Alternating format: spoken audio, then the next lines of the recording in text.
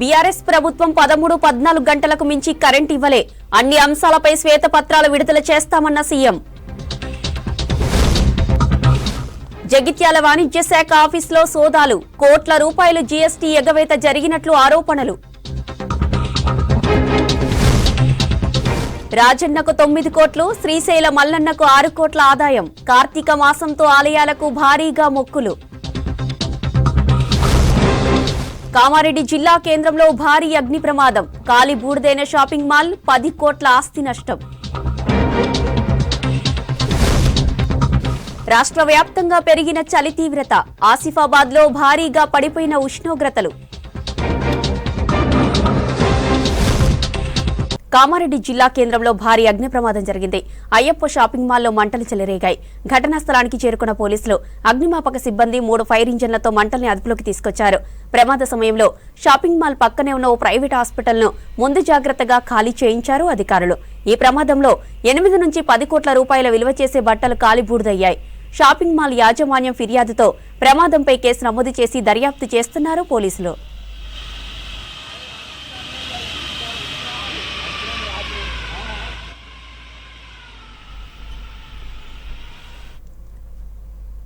ఎనిమిది మంది అక్కా చెల్లెళ్లను మంచిగా చూసుకున్నారని స్పీకర్ గడ్డం ప్రసాద్ కు పేరుందని, అలాగే సభలో ఉన్న మహిళల హక్కులను కాపాడతారని నమ్ముతున్నా అన్నారు కోదాడ ఎమ్మెల్యే ఉత్తమ్ పద్మావతి. కోదాడ నియోజకవర్గ ప్రజల తరపున శుభాకాంక్షలు తెలిపారు. స్పీకర్ గడ్డం ప్రసాద్ తాను ఇద్దరం ఒకేసారి ఎంపీపీలు అయ్యామని చేవెళ్ల ఎమ్మెల్యే కాళీ యాదయ్య గుర్తు చేశారు. తన స్నేహితుడు అత్యున్నత పదవిలో ఉండడం సంతోషంగా ఉందని స్పీకర్ కు శుభాకాంక్షలు తెలిపారు ఎమ్మెల్యే కాళీ యాదయ్య.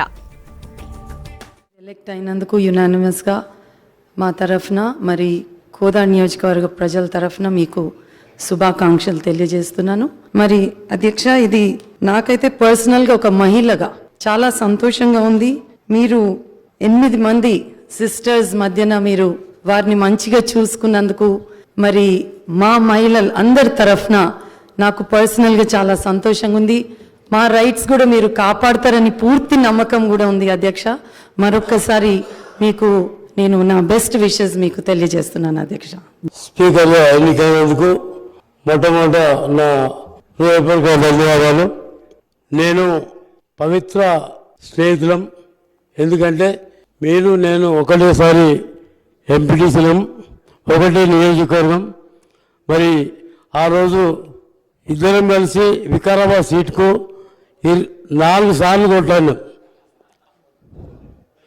2008లో మరి రాజశేఖర రెడ్డి సాబ్ మరి నీకు నాకు నచ్చజెప్పి ఆ రోజు నీకు టికెట్ ఇచ్చిన తర్వాత ఆ రోజు లాస్ట్ ఎలక్షన్లో నామినేషన్ వేయలేకపోయేటప్పుడు కూడా అందుకోలేమని చెప్పి నా బైక్ మీద నడిపించుకొని నేను తీసుకుపోయి నామినేషన్ వేయించినటువంటి విషయం గుర్తు చేస్తున్నా.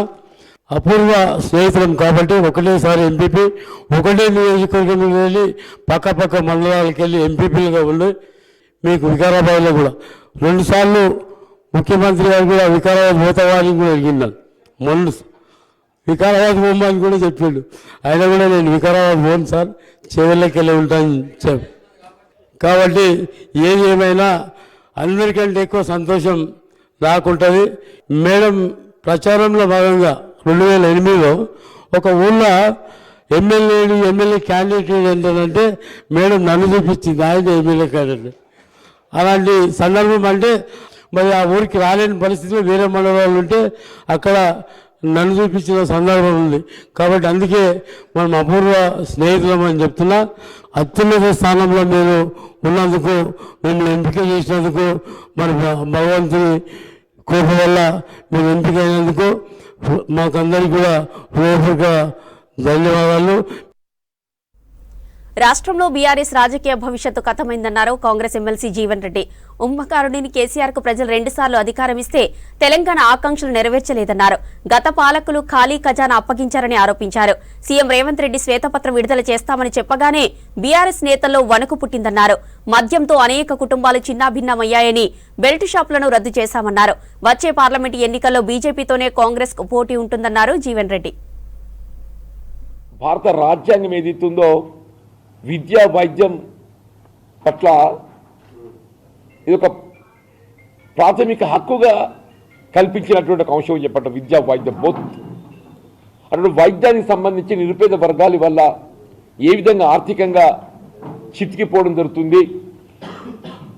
ఆనాడు 2004-14 మధ్యకాలంలో ఆనాటి ఉమ్మడి రాష్ట్రంలో కాంగ్రెస్ ప్రభుత్వం అమలు చేయ తలపెట్టినటువంటి ఒక రాజీవ్ ఆరోగ్యశ్రీ కూడా నీరు గార్చబడటం, సామాన్య ప్రజానీకానికి వైద్య సదుపాయం కొరబడటం, ఇవన్నీ దృష్టిలో ఉంచుకొని 10 లక్షల రూపాయల వరకు కార్పొరేట్ స్థాయిలో వైద్య సదుపాయం అందింపచేయాలని చెప్పని భావించి ఆరోగ్యశ్రీ కార్యక్రమాన్ని ఏదైతుందో తక్షణమే 9th డిసెంబర్ నుండి అది సోనియా గాంధీ గారి యొక్క జన్మదినం కావటం ఆరంభింప చేయటం, గ్రామాలలో బెల్ట్ షాపులు నిలిపివేయబోతున్నది ప్రభుత్వం అనేటువంటి ఒక వార్తలు పత్రికలో గమనించడంతో, ఎలక్ట్రానిక్ మీడియాలో గమనించడంతో ఏదైతున్నదో యావత్ మహిళా లోకం ఏదైతుందో వాళ్ళ ఫ్రీ బస్ సర్వీస్ కంటే ఎక్కువ హర్షం వ్యక్తం చేస్తూ అబ్బా కొడుకా ఇక అబ్బా ఇన్ని రోజులకు మా కళ్ళలు నిజంగా కాబోతున్నాయి అనేటువంటి ఒక భావన వ్యక్తం చేస్తున్నా చెప్పంటున్నా. ఇంత మంచి నిర్ణయం తీసుకోబోతున్న తరుణంలో really will not only appreciate గౌరవ ముఖ్యమంత్రి గారిని అభినందిస్తున్నాం.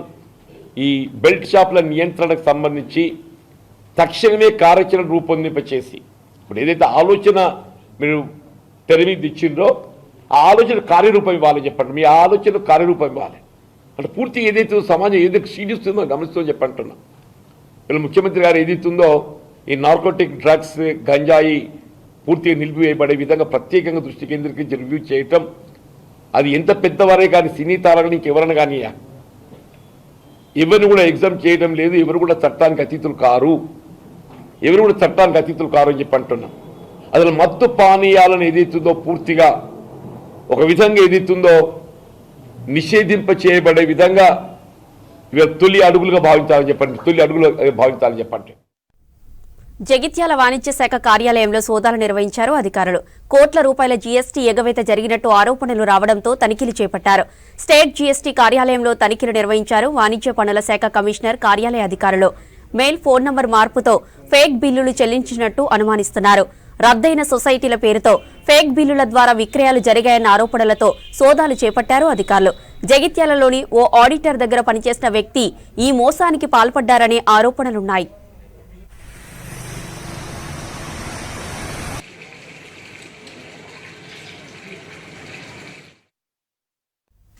ఆదిలాబాద్ రిమ్స్ మెడికల్ క్యాంపస్ లో అర్ధరాత్రి ఉద్రిక్తత నెలకొంది. క్యాంపస్ గేటును కారుతో ఢీకొట్టారు గుర్తు తెలియని వ్యక్తులు. అడ్డుకోవడానికి యత్నించిన విద్యార్థులను కారుతో ఢీకొట్టారు దుండగులు. దీంతో 2 విద్యార్థులకు తీవ్ర గాయాలయ్యాయి. 2 నిందితులను అదుపులోకి తీసుకుని సీసీ కెమెరాల ఆధారంగా విచారణ చేపట్టారు పోలీసులు.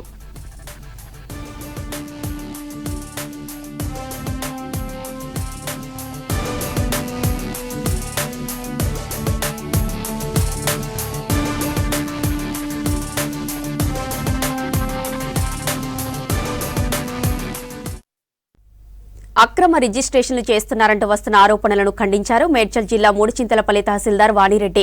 కేశవరం గ్రామంలో పట్టాదారులకు కాకుండా కొంతమంది ప్రైవేటు వ్యక్తులకు రిజిస్ట్రేషన్ చేశారన్న ప్రచారంలో నిజం లేదన్నారు. రామ్జీ వారసులు ఆర్టీఐ ద్వారా దరఖాస్తు చేసుకుంటే భూముల వివరాలు తెలియజేస్తామన్నారు వాణిరెడ్డి. సుమారు 9 ఎకరాల 36 గుంటలకి సరెండర్ చేశారు in favour of Ramidi Madhukar Reddy and Ramidi Lakshmamma and Ramidi Neha. దాని తర్వాత 2021లో ట్రాన్సాక్షన్స్ అయిన తర్వాత సిఎంఆర్ ఇన్ఫ్రా వాళ్ళు దీన్ని కొనుక్కున్నారు.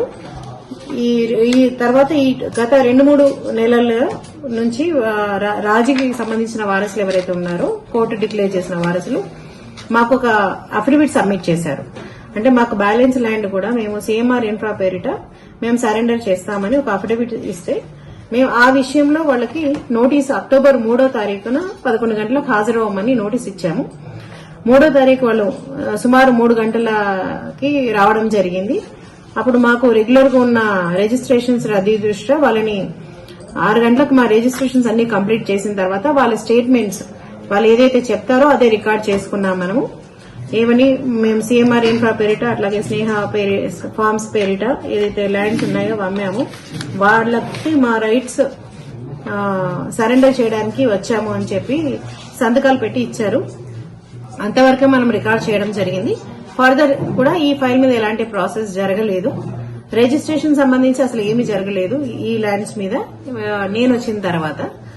కాబట్టి దయచేసి అందరూ ఇది గమనించవలసిందిగా కోరుతున్నాను. ఇప్పటికీ కూడా పీటీ హోల్డర్స్ వస్తే కూడా మనం ఆర్టీఏలో వాళ్ళకి సంబంధించిన ఫైల్ సంబంధించిన మొత్తం సమాచారం ఇవ్వడం జరిగింది. వాళ్ళని కోర్టు కూడా అప్రోచ్ అవ్వమని చెప్పాము. అట్లాగే ఇప్పటికి కూడా వాళ్ళు ఈ ఇచ్చిన స్టేట్మెంట్స్ మాకు అంటే వాలంటీర్గా ఇచ్చారా, ఇంకెవరైనా ఒత్తిడి మీద వచ్చి ఇచ్చారా అనేది మా నోటీస్ లో లేదు. అట్లా ఎవరైనా ఇచ్చి ఉంటే వాళ్ళు ఆబ్జెక్షన్ కూడా ఇవ్వచ్చు. ఫర్దర్ ఇది ప్రాసెస్ చేయకుండా ఉండమని. మా ఇచ్చిన స్టేట్మెంట్స్ అన్ని రాంగ్, మేము రివైజ్ స్టేట్మెంట్స్ ఇస్తామని కూడా వాళ్ళు చెప్పొచ్చు. లేదంటే కోర్టు కూడా అప్రోచ్ అయ్యి ట్రాన్సాక్షన్స్ క్యాన్సిలేషన్ వాళ్ళు అప్పీల్ వేసుకోవచ్చు కోర్టులో. నిజామాబాద్ జిల్లా జనరల్ ఆసుపత్రిలో మంచినీటి సమస్య రోగుల పాలిట శాపంగా మారింది. ఆసుపత్రిలోని వాటర్ ప్లాంట్ తరచూ పాడవడం, నెలల తరబడి మరమ్మతులకు నోచుకోకపోవడంతో రోగులు ఇబ్బందులు పడుతున్నారు. ఇదే అదునుగా భావించిన వ్యాపారులు అధిక ధరలకు వాటర్ బాటిళ్లను అమ్ముతూ క్యాష్ చేసుకుంటున్నారు.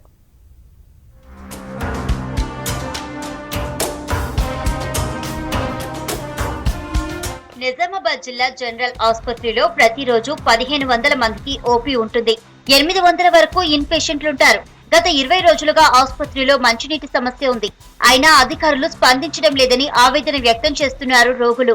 మంచినీటి కోసం రోగుల బంధువులు మార్కెట్ కి వెళ్లాల్సి వస్తుంది. ఆసుపత్రిలో ఉన్న వాటర్ ప్లాంట్ తరచూ మొరాయిస్తుంది. దీంతో రోజుల తరబడి మరమ్మతులకు నోచుకోకపోవడంతో రోగులు తీవ్ర ఇబ్బందులు పడుతున్నారు. జిల్లా కేంద్ర ఆసుపత్రికి దాదాపు నిజామాబాద్ జిల్లాతో పాటు చుట్టుపక్కల 3-4 జిల్లాల నుంచి కూడా నిత్యం ప్రజలు, అక్కడ మహారాష్ట్ర నుంచి కూడా రోగులు, అవస్థలు పడేటటువంటి ప్రజలందరూ కూడా వస్తూ ఉంటారు. ఇవాళ పేదవాళ్ళు ప్రభుత్వ జనరల్ హాస్పిటల్కి వస్తారు. మరి ఆ వాటర్ ప్లాంటు పాడైన ఎన్నిసార్లు అంటే అధికారులు దాదాపు కొన్ని రోజులు మాత్రమే అది పనిచేయడం జరిగింది. మరి సంవత్సరాల తరబడి అది పాడైపోయి ఉన్నా, పైపులు సిల్లుమెక్కుతున్నా అది నిరుపయోగంగా మారటం అనేది జరిగింది. దీనివల్ల హాస్పిటల్కి వచ్చేటటువంటి పేషెంట్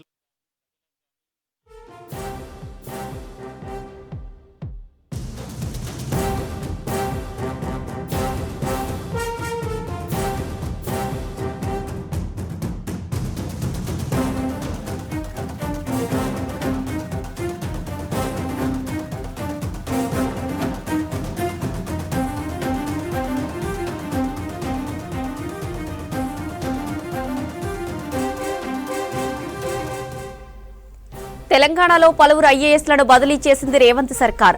హెచ్ఎండిఏ జాయింట్ కమిషనర్ గా ఐఏఎస్ అమ్రపాలిని నియమించింది. దీంతో పాటు మూసీ రివర్ బోర్డు ఎండీగా అదనపు బాధ్యతలు అప్పగించింది. మరోవైపు డిప్యూటీ సీఎం భట్టి విక్రమార్క ఓఎస్డీగా ఐఏఎస్ కృష్ణ భాస్కర్ ను అపాయింట్ చేసింది. కీలకమైన ఇరిగేషన్ సెక్రటరీగా ఐఏఎస్ రిజ్వీని నియమించింది ప్రభుత్వం. ట్రాన్స్కో, జెన్కో సీఎండీగా రిజ్వీకి అదనపు బాధ్యతలు అప్పగించింది.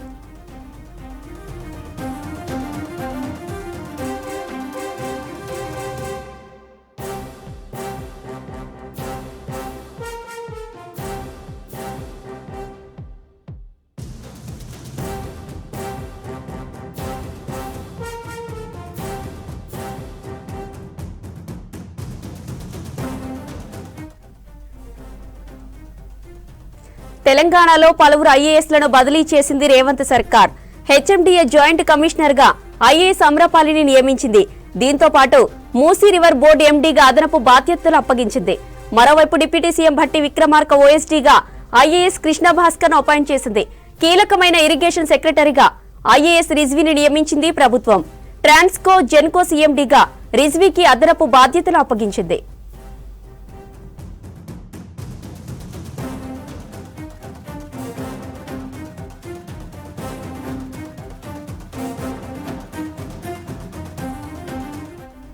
మరింత సమాచారం యాదగిరి లైవ్ లో అందిస్తారు. యాదగిరి, ఐఏఎస్ బదిలీలపై అప్డేట్స్ ఏంటి? జ్యోతి, కాంగ్రెస్ ప్రభుత్వం ఏర్పడ్డ నాటి నుంచి కూడా ఈ ఐఏఎస్ల బదిలీలకు సంబంధించి సచివాలయంలో చర్చ జరుగుతుంది. అంటే భారీ స్థాయిలోనే ఐఏఎస్లకు సంబంధించిన బదిలీలు ఉంటాయని చెప్పేసి సచివాలయంలో చర్చ జరుగుతుంది. అందులో భాగంగానే ఇవాళ చాలామంది ఐఏఎస్లకు బదిలీలు, తర్వాత సంబంధిత శాఖలకు సంబంధించి కేటాయింపులు కూడా చేశారు. ఒకసారి మనం చూస్తే హెచ్ఎండిఏ జాయింట్ కమిషనర్గా అమరపాలిని నియమించారు. మొన్నటి వరకు కూడా కేంద్రంలో తిను పనిచేశారు. అక్కడ పిఎంఓ ఆఫీస్లో జాయింట్ సెక్రటరీగా అక్కడ పనిచేశారు. మొన్న 3 రోజుల క్రితమే తెలంగాణ అక్కడ తన పోస్టింగ్ అయిపోయిన తర్వాత ఇక్కడ తెలంగాణలో తెలంగాణ ప్రభుత్వానికి సీఎంను రేవంత్ రెడ్డిని కూడా కలిశారు. ఇక్కడ తను అక్కడ అయిపోయింది. తెలంగాణకు వచ్చిన తర్వాత ఇక్కడనే పని చేసేందుకు తను ఉన్నారు. అయితే కంటిన్యూగా వరుసగా 2 రోజుల పాటు సీఎం రేవంత్ రెడ్డిని కలిశారు. ఆ తర్వాత కూడా సీఎంఓలో తనకు పోస్టింగ్ వస్తుందని చెప్పేసి బాగా చర్చ జరిగింది. కానీ కొద్దిసేపటి క్రితం దీనికి సంబంధించి పలువురికి సంబంధించినటువంటి ఐఏఎస్లకు సంబంధించిన ట్రాన్స్ఫర్స్ అండ్ పోస్టింగ్స్ సంబంధించిన ఉత్తర్వులు కొద్దిసేపటి క్రితమే ప్రభుత్వం విడుదల చేసింది. అయితే అందులో అమ్రపాలికి ఏదైతే హెచ్ఎండిఏ ఉందో హెచ్ఎండిఏలో జాయింట్ కమిషనర్గా పోస్టింగ్ ఇచ్చారు. ఇక తర్వాత రిజ్వీ ఇతను హెల్త్ సెక్రటరీగా ఉన్నారు. ప్రజెంట్ ఇరిగేషన్ సెక్రటరీతో పాటు ట్రాన్స్కో అండ్ జెన్కోకు సంబంధించి అదనపు బాధ్యతలు అప్పజెప్పారు. దాంతోపాటు చాలా మంది ఆఫీసర్లు కూడా ఉన్నారు. ఇక కృష్ణ భాస్కర్ ఐఏఎస్ సంబంధించి ఇతనికి ఏదైతే డిప్యూటీ సీఎంకి సంబంధించి స్పెషల్ ఆఫీసర్గా నియమించారు. ఇక ముషారఫ్ అలీకి సంబంధించి TSSP DCL chairman and managing డైరెక్టర్గా నియమించారు.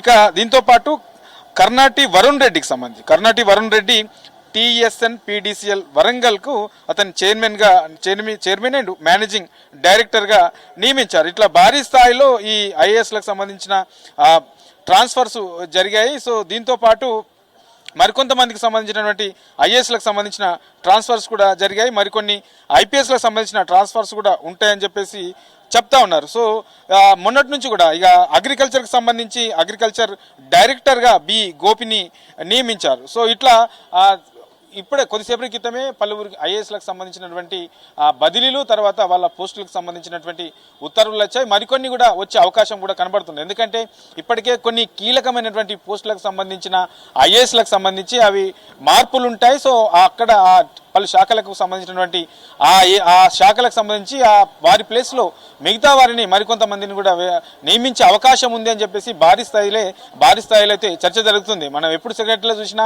సో ఎవరి పోస్టింగ్ ఎక్కడ మారుతుంది, ఎప్పుడు ఈ ట్రాన్స్ఫర్స్ జరుగుతాయనే దానిపైన కూడా పెద్ద ఎత్తున చర్చ జరుగుతుంది. అందులో భాగంగానే కొన్ని శాంపుల్గా కొన్ని వచ్చాయి. ఇంకా మరికొన్ని వచ్చే అవకాశం కూడా ఉన్నది. మరికొన్ని ట్రాన్స్ఫర్స్ కూడా జరిగే అవకాశం అయితే కనబడుతూ ఉన్నది. ఎందుకంటే గత ప్రభుత్వంలో కొన్ని శాఖకు సంబంధించిన దాంట్లో ప్రిన్సిపల్ సెక్రటరీగా ఉన్న వాళ్ళు తర్వాత సెక్రటరీగా ఉన్న వాళ్ళు గత బీఆర్ఎస్ ప్రభుత్వానికి అనుకూలంగా వ్యవహరించారని చెప్పేసి పెద్ద ఎత్తున కూడా ఆరోపణలు ఉన్నాయి. సో ఆ నేపథ్యంలోనే వాళ్ళందరినీ కూడా కాంగ్రెస్ అధికారంలోకి వచ్చింది కాబట్టి అలాంటి ఏవైతే ఆరోపణలు ఉన్నాయో అలాంటి అధికారులను మార్చే అవకాశం అయితే కనబడుతున్నది. ఇక కీలకమైనటువంటి పోస్టులు కూడా ఉన్నాయి. దానికి సంబంధించి కూడా మార్పులు ఉండే అవకాశం అయితే కనబడుతూ ఉన్నది. ఎందుకంటే ఇప్పటికే అలా ఐఏఎస్ సంబంధించిన అధికారుల పైన అక్కడ ఉన్నటువంటి అధికారులు కూడా చాలా చర్చ జరుగుతుంది. ఎందుకంటే సీనియారిటీని కూడా చూడకుండా కొన్ని పోస్టులు కీలకమైనటువంటి పోస్టులు ఇచ్చారు.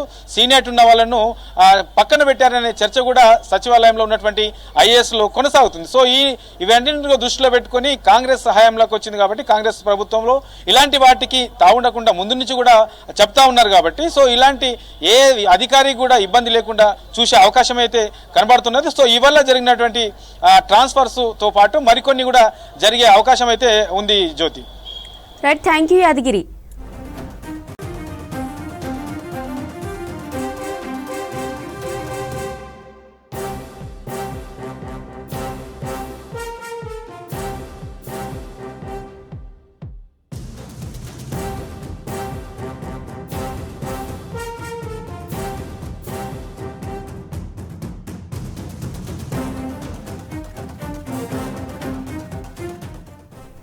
తెలంగాణలో పలువురు ఐఏఎస్లను బదిలీ చేసింది రేవంత్ సర్కార్. హెచ్ఎండిఏ జాయింట్ కమిషనర్ గా ఐఏఎస్ అమ్రపాలిని నియమించింది. దీంతో పాటు మూసీ రివర్ బోర్డు ఎండీగా అదనపు బాధ్యతలు అప్పగించింది. మరోవైపు డిప్యూటీ సీఎం భట్టి విక్రమార్క ఓఎస్డీగా ఐఏఎస్ కృష్ణ భాస్కర్ ను అపాయింట్ చేసింది. కీలకమైన ఇరిగేషన్ సెక్రటరీగా ఐఏఎస్ రిజ్వీని నియమించింది ప్రభుత్వం. ట్రాన్స్కో జెన్కో సీఎండీగా రిజ్వీకి అదనపు బాధ్యతలు అప్పగించింది.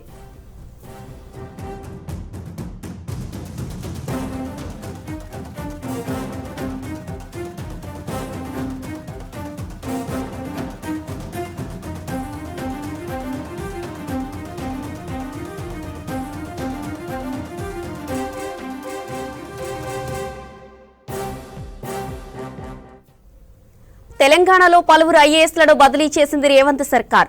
హెచ్ఎండిఏ జాయింట్ కమిషనర్ గా ఐఏఎస్ అమ్రపాలిని నియమించింది.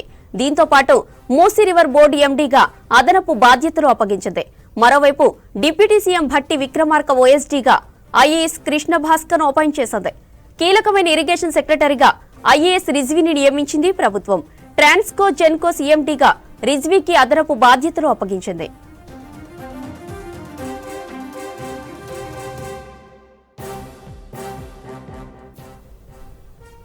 వరుస రివ్యూలు, పాలనలో మార్పులతో స్పీడ్ పెంచింది సర్కార్. ఇక ఇదే అంశానికి సంబంధించి మరింత సమాచారం సత్యం అందిస్తారు.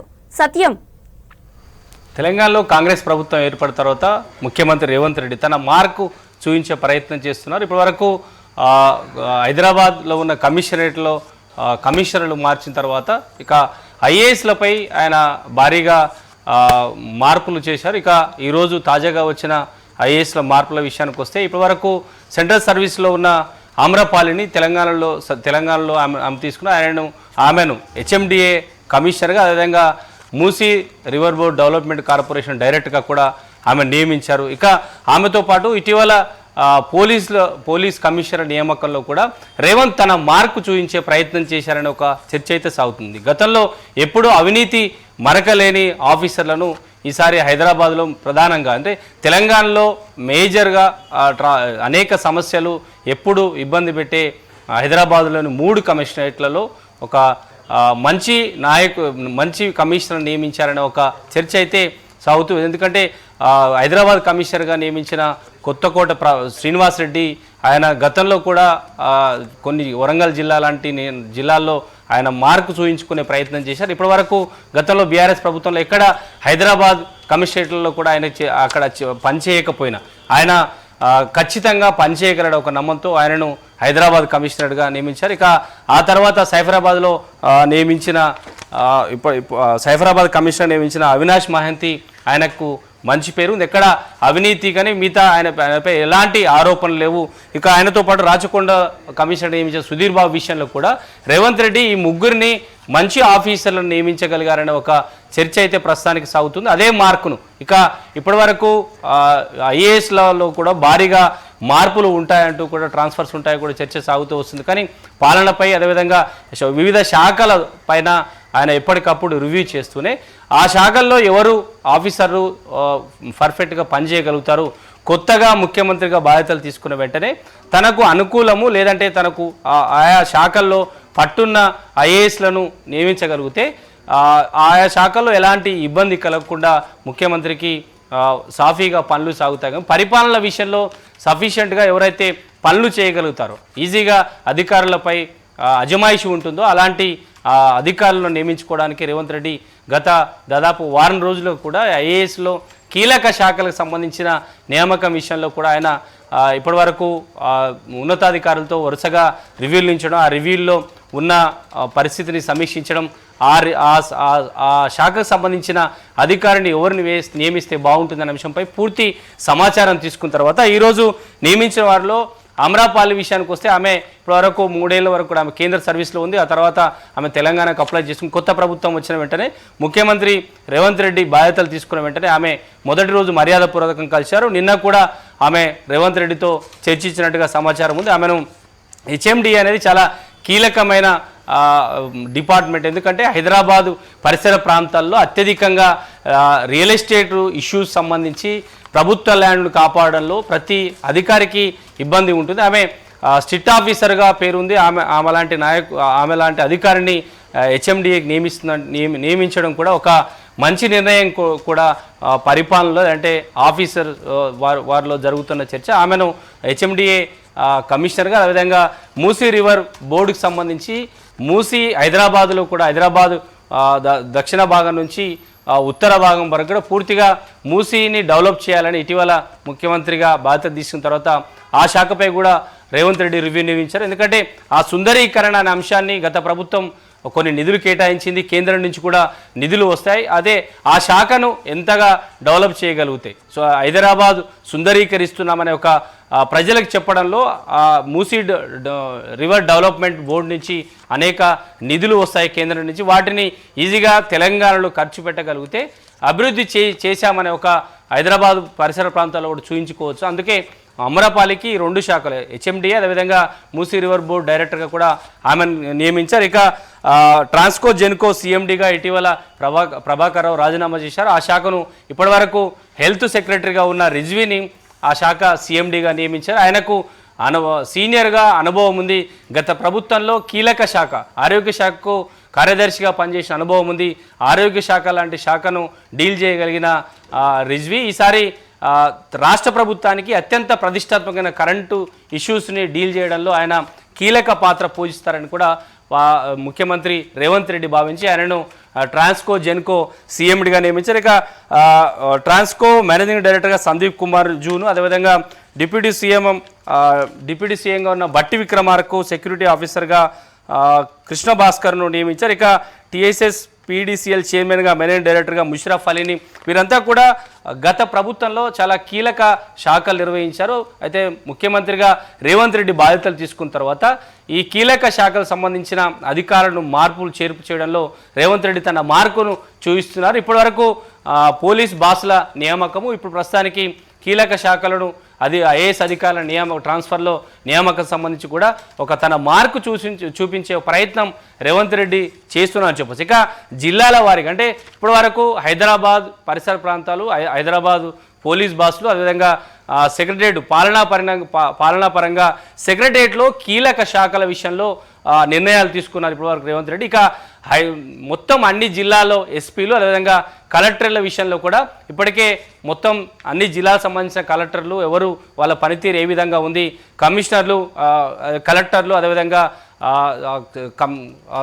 జిల్లాలకు సంబంధించిన ఎవరైతే ఎస్పీలు ఉన్నారో వాళ్ళంతా కూడా వాళ్ళ పనితీరు ఏ విధంగా ఉంది, గత ప్రభుత్వంలో ఎవరికి అనుకూలంగా పనిచేశారు, ఎలాంటి అవినీతి మరక లేని ఎస్పీలు కలెక్టర్ల విషయంలో భారీగా ట్రాన్స్ఫర్లు ఉండే అవకాశం ఉంది. ఈ 2 రోజుల్లో జిల్లాలకు సంబంధించిన కలెక్టర్లు ఎస్పీల విషయంలో కూడా ఈ కొత్త ప్రభుత్వం ముఖ్యమంత్రి రేవంత్ రెడ్డి తన నిర్ణయాన్ని ప్రకటించే అవకాశం ఉంది. భారీగా కలెక్టర్లు అదేవిధంగా ఎస్పీల ట్రాన్స్ఫర్స్ కూడా ఉండే అవకాశం ఉందని చెప్పొచ్చు. కొత్త ప్రభుత్వం కాంగ్రెస్ ప్రభుత్వం ఈ భారీగా ట్రాన్స్ఫర్ల విషయంలో ఇక చాలా తక్కువ సమయం ఉంది కాబట్టి ఈ వారం రోజుల్లో ఇవన్నీ పూర్తి ట్రాన్స్ఫర్లు ఎవరైతే పర్ఫెక్ట్గా పనిచేయగలుగుతారో ఆఫీసర్లను ఆయా శాఖల్లో లేదంటే ఆయా జిల్లా కలెక్టర్గా నియమించగలిగితే పాలనా పరంగా ముఖ్యమంత్రి రేవంత్ రెడ్డి ఈజీగా పరిపాలన చేయగలుగుతాడు. ఇక కాంగ్రెస్ ప్రభుత్వం హామీ ఇచ్చిన సంక్షేమ కార్యక్రమాలను ప్రధానంగా ప్రజలకు అందాలంటే ఇక ఒక పేరున్న లేదంటే మంచిగా పనిచేయగలిగిన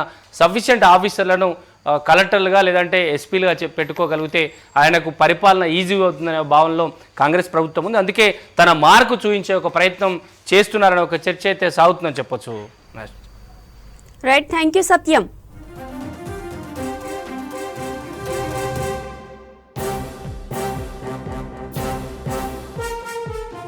సింగరేణిలో నెలకొన్న సమస్యలను పరిష్కరిస్తామని INTUC general secretary Janak Prasad హామీ ఇచ్చారు. కార్మికుల సమస్యలు పరిష్కరించడంలో బీఆర్ఎస్ అనుబంధ సంఘమైన టీబీజీకేఎస్ విఫలమైందన్నారు. కార్మికుల సంక్షేమం కోసం 6 గ్యారంటీ పథకాలను ప్రవేశపెడతామన్నారు. దీంతో కాంగ్రెస్ అనుబంధ సంఘమైన ఐఎన్టీయూసీలో కార్మికులు పెద్ద ఎత్తున చేరుతున్నారన్నారు.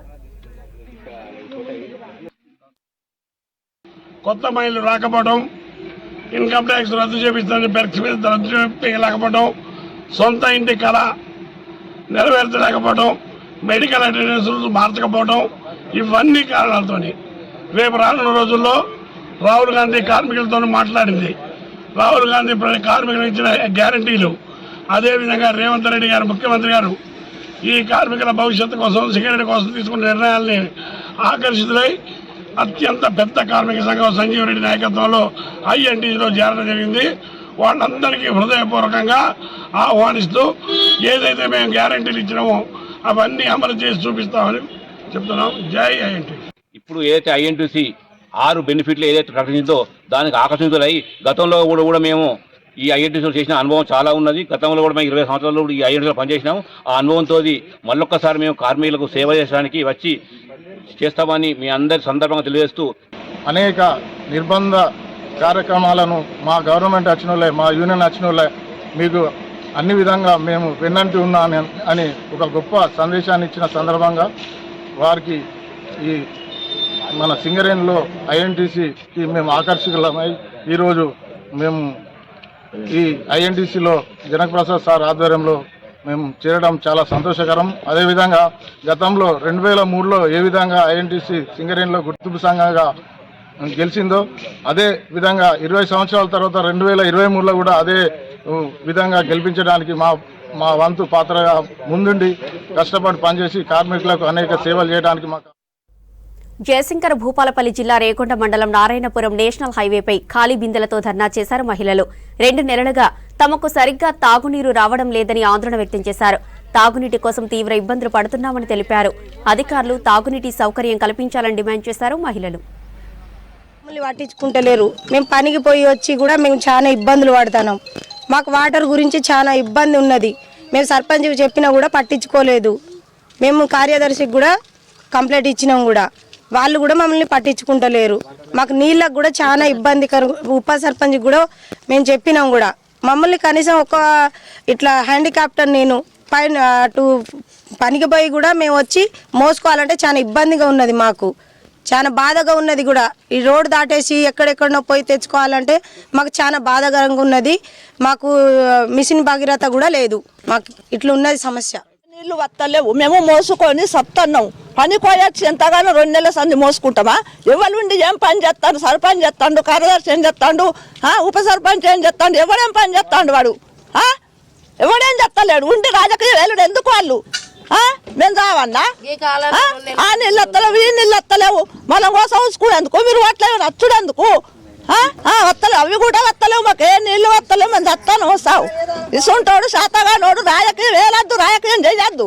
ఎందుకు చేయాలి? శాతగానోడు నమ్మించి మోసం చేస్తారు వాళ్ళను. 2 నెలల సంది మేము చస్తాను, వాటి కూలిపోతాం, ఇటు నీళ్లు మోసుకుంటాం, అన్ని పనులు చేస్తాం. మాకు శాత కావద్దా? నిజామాబాద్ జిల్లా ఆర్మూరు నియోజకవర్గంలో అవిశ్వాసాల జోరు కొనసాగుతోంది. కొత్త ప్రభుత్వం ఏర్పడి 10 రోజులు కూడా కాలేదు. అప్పుడే బీఆర్ఎస్ లో లుకలుకలు బయటపడుతున్నాయి. ఇన్నాళ్ళు బీఆర్ఎస్ మాజీ ఎమ్మెల్యే జీవన్ రెడ్డికి అత్యంత సన్నిహితురాలైన మాక్లూరు సొసైటీ చైర్మన్ లక్ష్మిపై అవిశ్వాసానికి సిద్ధమయ్యారు సొసైటీ డైరెక్టర్లు.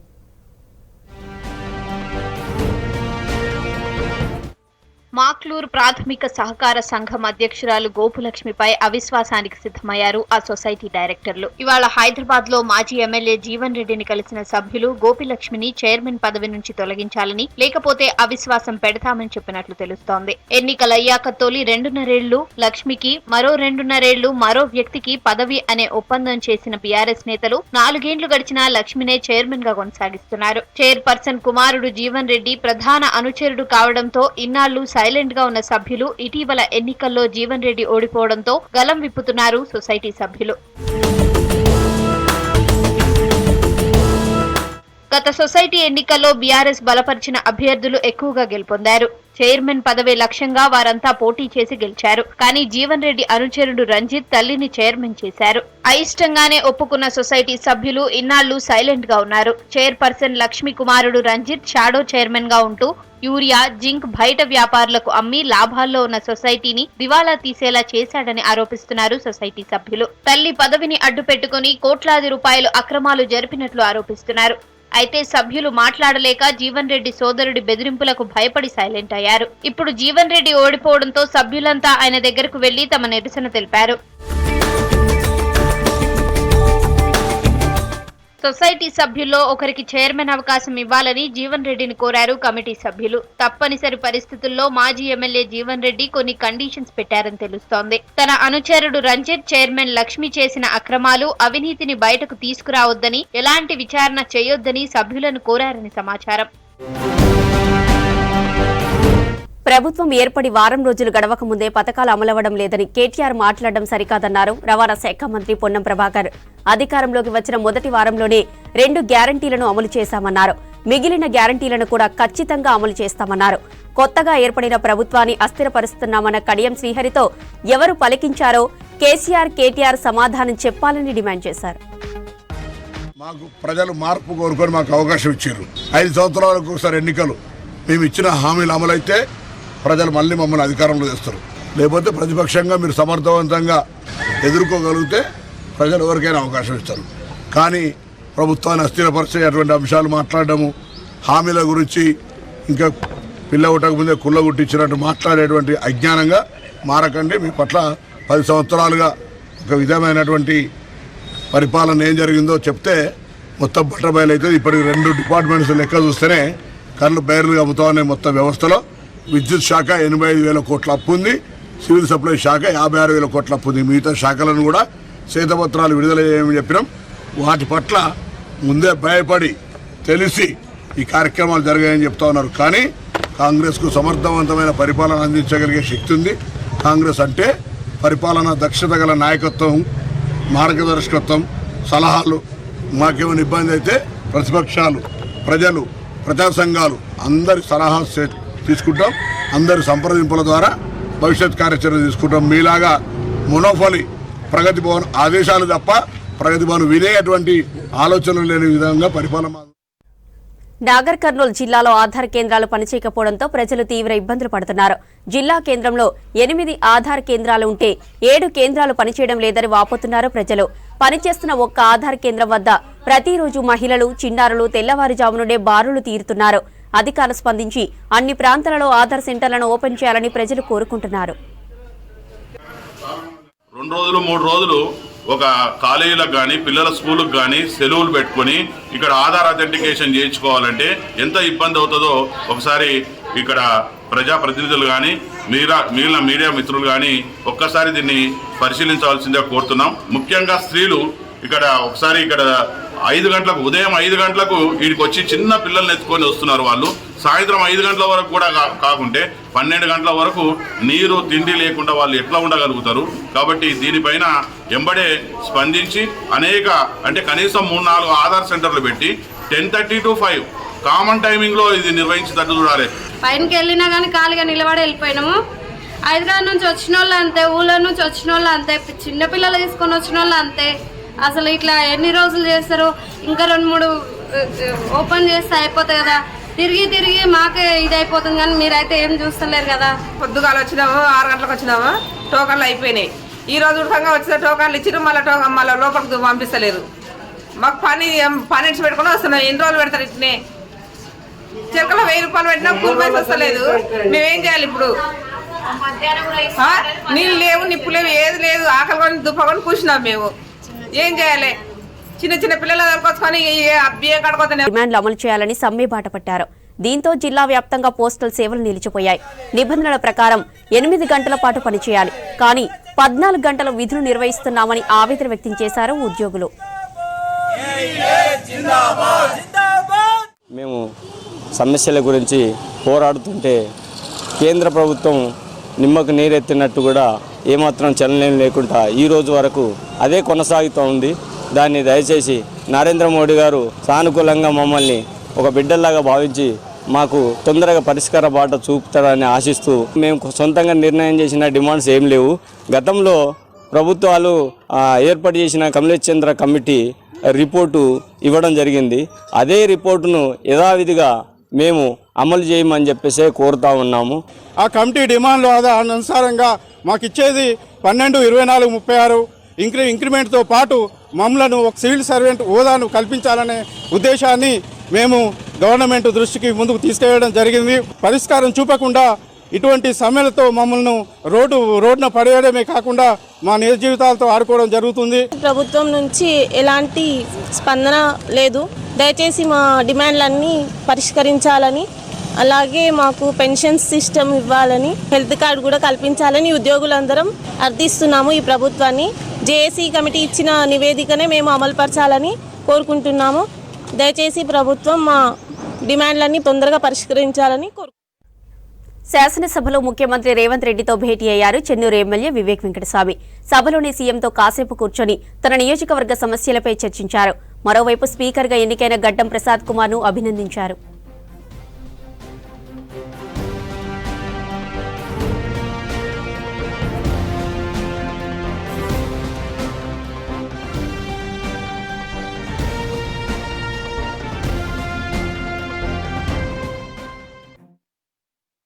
అధ్యక్ష, కంగ్రాచులేషన్స్. యునానిమస్గా స్పీకర్ అయినందుకు. అందరు చెప్పినట్టు కష్టపడి పైకి వచ్చినాం. మా కజన్ బ్రదర్ బామ్మర్దివి చాలాసార్లు అనేకమైన సార్లు కలవడం జరిగింది. మీరు మంచిగా స్పీకర్గా పనిచేసి ఒక మంచి పేరు సంపాదించుకొని తెలంగాణలో మంచి బెస్ట్ స్పీకర్గా పేరు సంపాదించుకోవాలని చెప్పి మీకు రిక్వెస్ట్ చేస్తూ ముగిస్తాను. Thank you. కార్తీక మాసం సందర్భంగా ఆలయాలకు పోటెత్తారు భక్తులు. దీంతో ప్రసిద్ధ పుణ్యక్షేత్రాలకు భారీగా ఆదాయం సమకూరింది. వేములవాడ ఆలయానికి ఈ కార్తీక మాసంలో 9,13,00,000 ఆదాయం వచ్చింది. శ్రీశైలం మల్లికార్జున స్వామి ఆలయానికి 6,14,00,000 ఆదాయం వచ్చినట్లు తెలిపారు ఆలయ అధికారులు.